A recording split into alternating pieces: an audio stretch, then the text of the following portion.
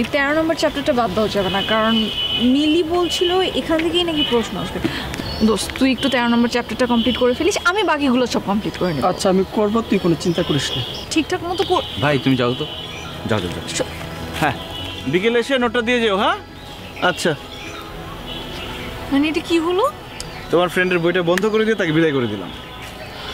সজীব কালকে আমার পরীক্ষা, সবাই সবার বাসায় পড়ছে, আর এইদিকে আমি সবকিছু বাদ দিয়ে তোমার সাথে দেখা করতে এসেছি। তো এখানে এসে কি করছো? সে পড়াশোনাই তো করছো, নোট নিয়ে ডিসকাস করছো। তুমি কিন্তু আমাকে একদম ভালোবাসো না। ঠিক বলেছো, একদম ভালোবাসি না, এতটুকুও ভালোবাসি না। কালকে সব পরীক্ষার পড়া বাদ দিয়ে আমি এখানে কেন এসেছি জানো? কেন? কারণ ওই যে তুমি আমাকে ওই দোকান থেকে একটা আইসক্রিম খাও না, স্ট্রবেরি ফ্লেভার, ফ্রি আইসক্রিমের লোভে। এখানে ভালোবাসা কিচ্ছু নেই। চলো এখন আইসক্রিম খাও আমাকে।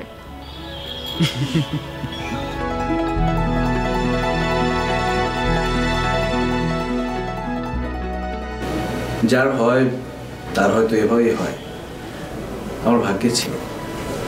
তাছাড়া কষ্ট করেছি, অনেক কষ্ট।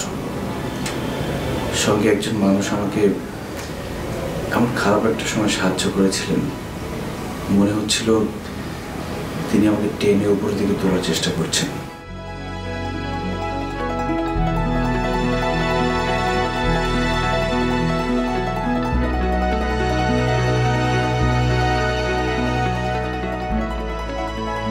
পুরোটা শুনলে তোমার কাছে মনে হবে সিনেমার গল্প।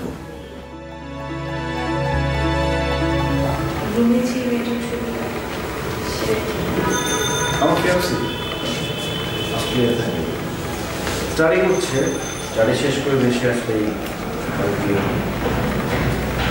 তুমি তো নিশ্চয়ই বিয়ে করছো, তাই না? হ্যাঁ সেই তো কবে। আর তাছাড়া আমার হাজব্যান্ড একটা মাল্টিন্যাশনাল কোম্পানিতে এক্সিকিউটিভ ডিরেক্টর হিসেবে আছে। নিশ্চয়ই অনেক ভদ্র, শিক্ষিত, বড় ঘরের ছিল, তাই না? হ্যাঁ। তা না হলে তো তোমার বাবা বিয়েতে রাজি হতেন না। হ্যাঁ, আর তাছাড়া বাপি অনেক ভালো, জানো, আমাকে অনেক ভালোবাসে। কিভাবে বুঝলে যে খুব ভালোবাসে? বিয়ের আগে আমি ওকে তোমার কথা বলেছিলাম, তখনও আমাকে বলেছিল যে তোমার জীবনে আমার আগে কে ছিল, কি করেছো, এগুলো নিয়ে আমি একদম বদার না। বিয়ের পর আমার জীবনে তুমি আছো, তুমিই আমার সব কিছু, তোমার সব কিছু জুড়ে শুধু আমার ভালোবাসা, আর কিছু না। তো এত ভালোবাসার হাজব্যান্ডকে রেখে একা একা বাকি করছি। আবার আমার বাসায়ও চলে এলে, যেখানে আমি একা থাকি। ঠিক হয়েছে কাজটা?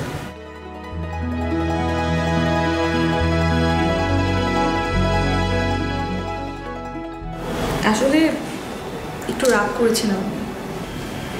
কেন রাগ করেছো কেন?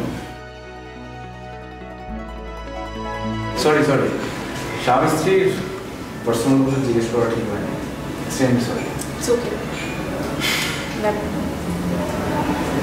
তোমার এখনো রাগ হয়? মনে আছে যেদিন তোমাকে প্রথম প্রপোজ করেছিলাম, কি রাগ টেনে তুমি করেছিলে?